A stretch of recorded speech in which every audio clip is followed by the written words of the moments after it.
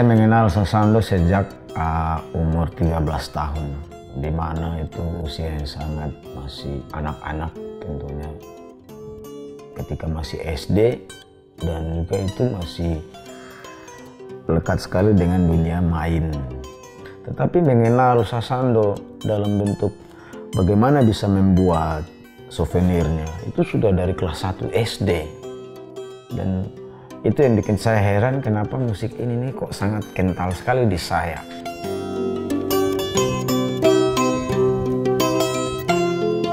Kalau sejarah yang ciri khas atau tradisi itu memang banyak versi dari Rote, karena penikmat pelestari musik ini tuh tidak satu, banyak. Jadi beda pikiran, beda asumsi atau beda tafsir. Bahkan ada yang sampai bilang cerita dongengnya begini, tapi sebenarnya ini ada realnya, real story yang jelas. Nah, kami secara garis keturunan paham sejarah musik ini. Bahkan kami mengklaim bahwa kami bisa memberikan fakta-faktanya nih, step by step, awal dia seperti apa. Ada ceritanya bagaimana itu jadi. Kedua, ketiga, keempat, seterusnya sampai hingga saat ini.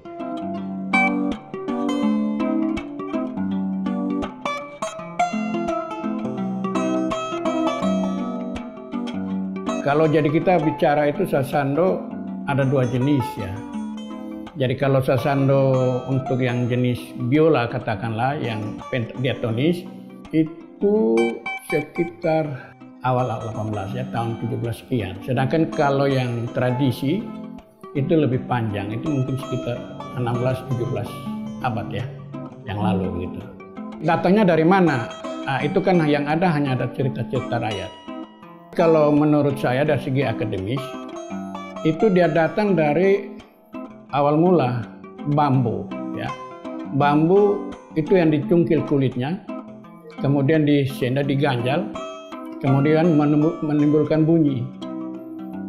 Awal mula dari situ, kemudian dia berkembang, dan akhirnya menggunakan narkawat begitu.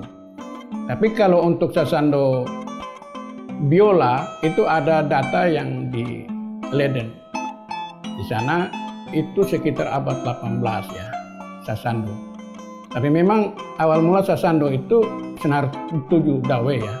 Sekarang itu udah 12-13 yang sasando pentatonis ya. Kalau diatonis itu mulai dari 22, sekarang yang paling maksimal itu 32. Tapi kalau di double menjadi 40-an. Tetapi bisa juga kita kembangkan sampai 80-an untuk dapat memainkan dalam 3 tangga nada C, G, D, A.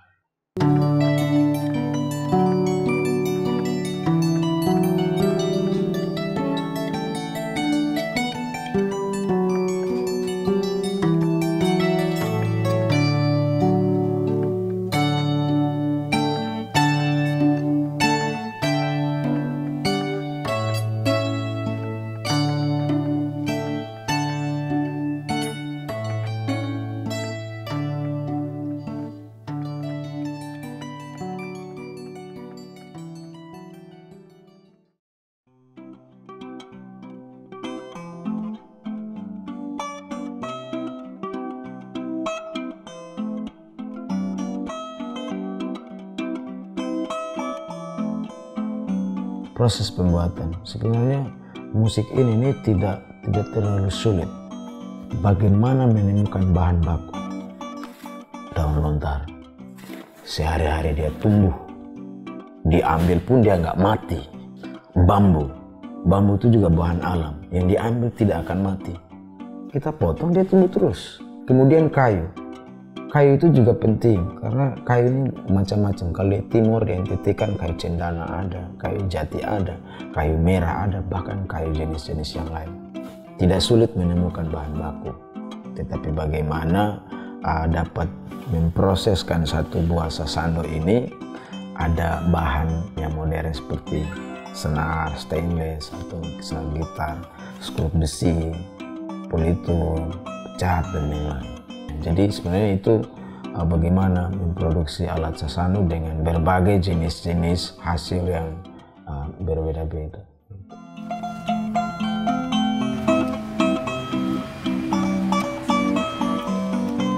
saya sering layani orang-orang yang datang bergambar, terus ingin lihat demonstrasi bagaimana ini dibuat, haik, sambak. Nah, ini sudah modern ya, bisa ditutup dibuka karena dijahit. Nah, namun yang aslinya itu kan yang saya sering bikin demonstrasi itu lipat lalu pasang batanya. Durasinya ya bisa sampai, kalau yang besar ini bisa sampai seminggu 2 minggu kalau benar-benar mau dibikin yang super, yang paling bagus, kualitas bagus. Karena bahan-bahan kita pilih bambu pilihan, daun-daun juga daun pilihan.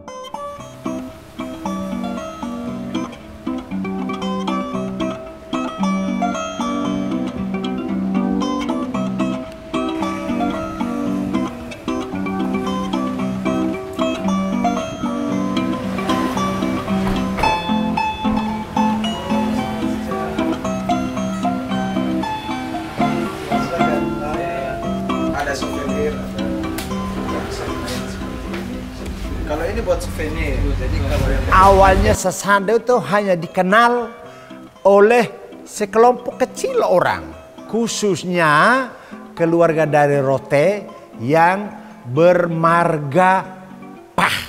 Di samping keluarga Pah, ada keluarga-keluarga lain.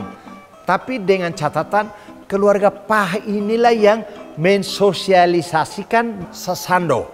Tapi ketika zamannya Bapak Edu Pah dan turunan selanjutnya sampai sekarang, luar biasa, mengalami satu perkembangan yang pesat sekali kalau menurut saya.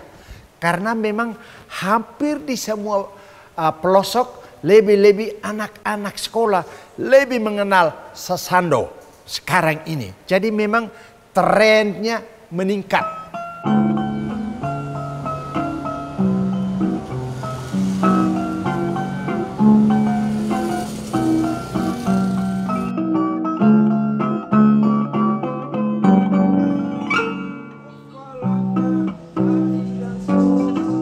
Saya lihat potensi kita luar biasa Sasando itu.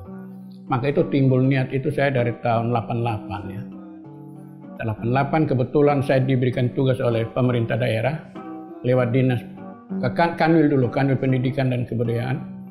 Saya diminta untuk mengajarkan kepada anak-anak SMP, SMA, SMK. Maka disitulah saya mulai menaruh minat sampai saat ini membuat beberapa buku. Yang buku-bukunya juga sudah beredar, sampai ke kementerian juga minta saya menulis, dan terakhir juga saya buat buku tingkat mahir itu.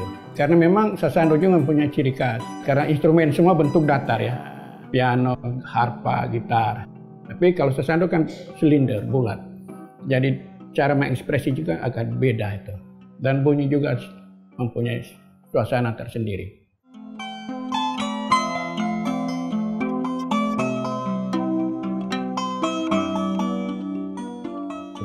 Keluarga Pah ini punya garis keturunan yang sudah mau generasi ke-8. Yang awalnya itu Sanggan Dolu, Pah Dolu, Dolu Pah, kakek saya nama August Pah, lalu ayah saya almarhum juga Yeremias August Pah. Lalu kami anak-anak, Jitron itu salah satu dari 10 anak.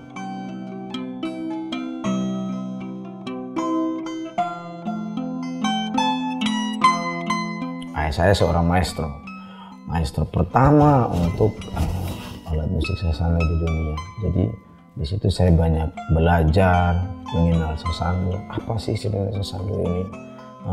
Kegunaannya apa ketika mendalami, menggeluti, menjiwai, lalu bermain dengan hati?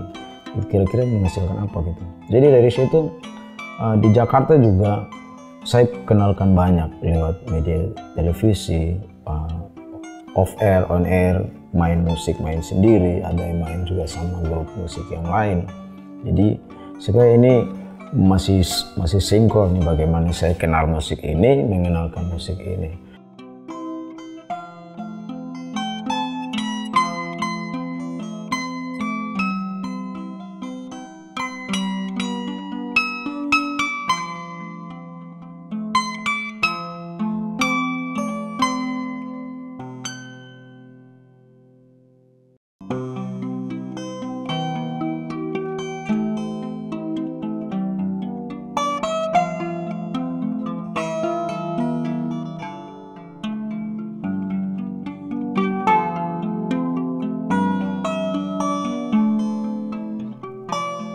musik ini nih sebenarnya dia sudah mengenalkan dan memberitahukan ini, saya punya potensi, kembangkanlah saya, kaji saya. Sudah menjadi fakta ketika saya diminta mensukseskan perhelatan acara-acara besar, acara-acara pemerintah, bahkan acara-acara yang bertemakan tentang alam juga. Sedangkan musik ini juga bahan bakunya terbuat dari alam ya, ada pohon lontar, ada bambu, kayu dan lain-lain. Nah, itu juga harapannya Jitron di situ besar sebenarnya. Harapannya Jitron ingin mereka melihat ini bukan hanya sekedar satu hiburan untuk memuaskan hasrat wisatawan luar, tetapi sebenarnya yang kami harap itu ini tidak harus di keturunan kami, tetapi bisa meregenerasikan ke orang lain.